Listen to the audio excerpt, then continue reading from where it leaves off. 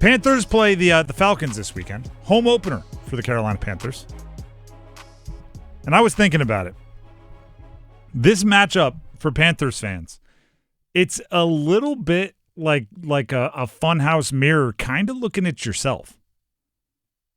The similarities between the Falcons and the Panthers, hear me out. Okay, hear me out. Kind of a random run out of nowhere in the late 90s, early 2000s to a Super Bowl that you lost.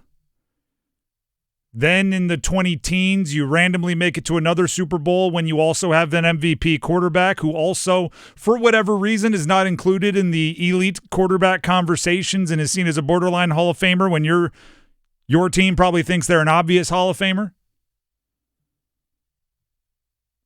You got the 6'4", highly drafted number one wide receiver, one of the bigger wide receivers in the NFL. You got the young, highly drafted quarterback that you're hoping takes a step forward. You want your offense to lean on the running game to open up everything else. You're depending on multiple rookies to bring spark to the defense. You're both chasing the Bucs in the division. A lot of similarities there. A lot of similarities there. A little funhouse mirror edition.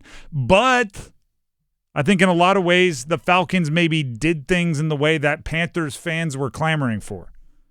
Things like get the wide receiver first, then bring in the quarterback so he has a number one to throw to.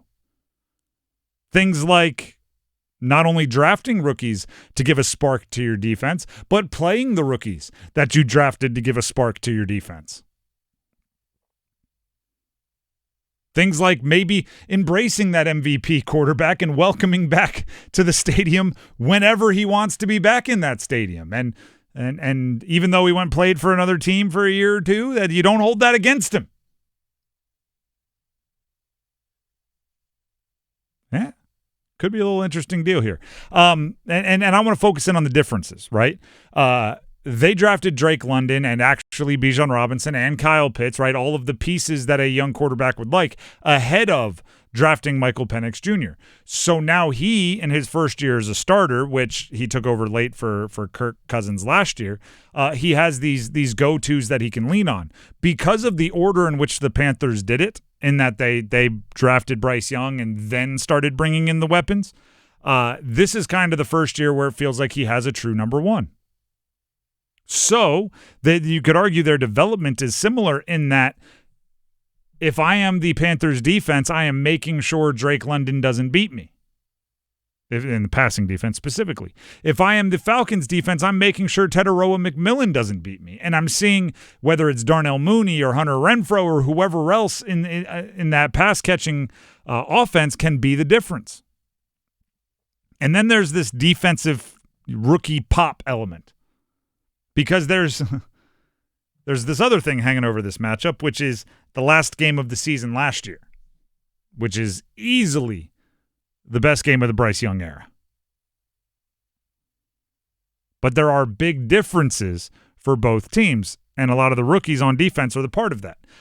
Dan Graziano from ESPN, he and Jeremy Fowler of ESPN, NFL Insiders, have been putting out these articles that are just like what we've been hearing in the NFL. Once a week, what we've been hearing.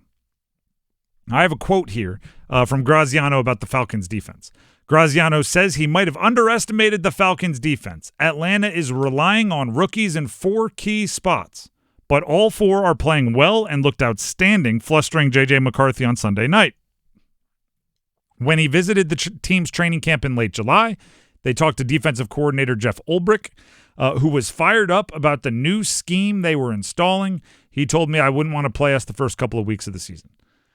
That's part of what Graziano said about those rookies. You may say, well, which rookies are they? Xavier Watts, Billy Bowman in the secondary, Jalen Walker, James Pierce Jr., rookies on the edge, meaning edge rushers. Again, going back to that whole like Bizarro world thing, a lot of people wanted the Panthers to draft either Jalen Walker or James Pierce Jr. At their picks in the first and second round. James Pierce ended up being traded back up into the first round. But Jalen Walker was available there with their first pick, and they chose to go Tepper McMillan. Xavier Watts was a popular second-round mock draft from fans for the Carolina Panthers, and he ended up falling even a little bit further, and he's been making plays. Their positions of need and the Panthers' positions of need this offseason on defense were very similar. They both got 2 pass rushers. Falcons decided to mortgage their future a bit, traded away a future first-round pick to go get James Pierce Jr. They walked away with 2 firsts on the edge. The Panthers were a bit more patient. They got a second-rounder in Nick Scorton and a third-rounder in Princely Umanmielen. They needed pop in the secondary. The Falcons went with a more coverage-oriented guy in Xavier Watts. He also can come up and he's not exclusively that, but a little bit more of that. Panthers decided to go with the dog mentality and went and got one of the more physical safeties in the entire draft in Lathan Ransom. They've approached a lot of the same problems in the last 5 years in similar but slightly different fashion. And they go into Sunday. They go into this weekend with a little bit of like, let's see who did it better. Let's see who did it better. Let's see who rebuilt better. Let's see who picked the right rookies. Let's see who trusts the rookies. Let's see who's handling their offense the best. And as of right now, I would say the Falcons probably are, but the Panthers can make up ground. And we talked about it earlier with the locations of some of the injuries that could possibly be hitting the Panthers this week. Bobby Brown didn't practice today, one of their bigger interior offensive linemen. Pat Jones didn't practice today, one of their veteran edge rushers. Xavier Legette is dealing with the hamstring. He was again limited today. Already without Corbett and Hunt on the offensive line. Very true. Already without a couple of guys up front. Tershawn Wharton, defensive lineman as well, like Bobby Brown. Tershawn Wharton's definitely going to be out for sure.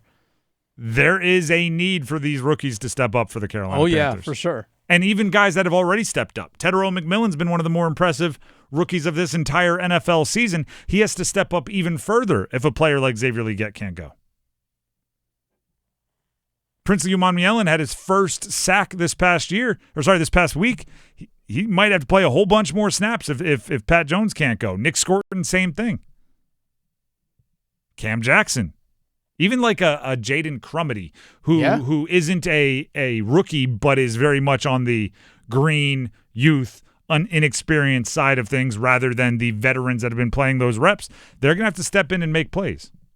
Which is, again, I look at the Falcons, maybe like a year ago, they were having those same conversations about so many of their young guys where you're going, you know what, you're just going to have to be a difference maker. I don't care that you've been in the league a year. I don't care that you've been in the league 2 years. You're just going to have to be a difference maker.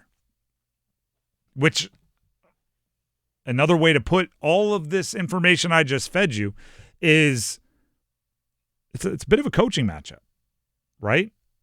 The younger a player is, the more they depend on the coaches to put them in situations to succeed. Right, the veteran players, they'll get themselves into this position to succeed.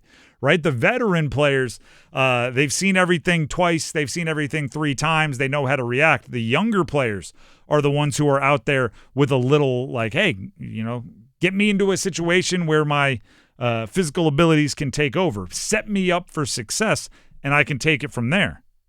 So both of these teams, I'd say Michael Penix Jr. and Bryce Young, chiefly amongst them. Put me in a situation where my strengths can shine.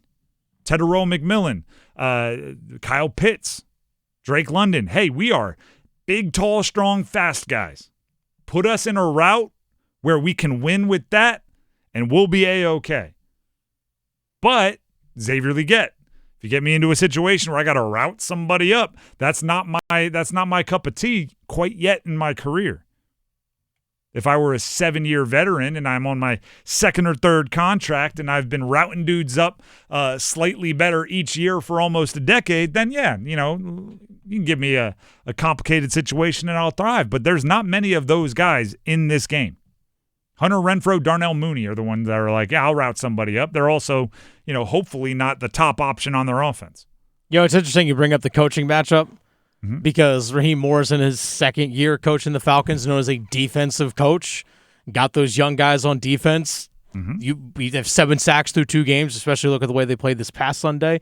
But then also you got to factor in the Dave Canales, offensive head coach in his 2nd year. His offense is sputtering through 2 games, even though he has the first-round draft pick in McMillan. The first-round draft pick last year was Xavier Legette. The offense is sputtering. I just find that very interesting that the coach that the side of the ball that these guys are mostly in charge of, as in terms of head coaches, one's doing better through 2 games so far this year than the other.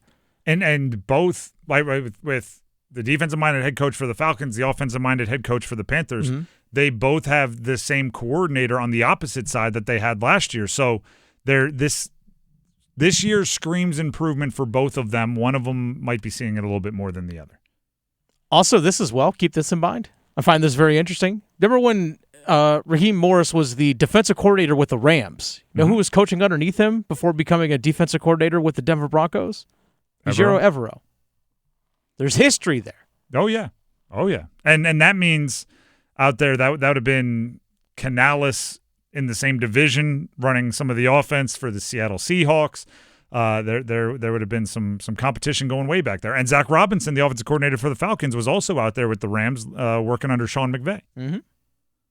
There's a lot of it's like a soap opera, right? A lot of previous relationships, and I remember you from Shady Acres. There's a lot of that going on. It's an interesting matchup. And by the way, you like these in the division. I like divisional matchups with history. I like divisional matchups with Fritterer and McMillan saying, everyone comped me pre-draft to Drake London and Mike Evans. I get to face each of them twice every year to show how that was a disrespectful. I'm so much better than. Like, I like the ones with a little bit of stank on it.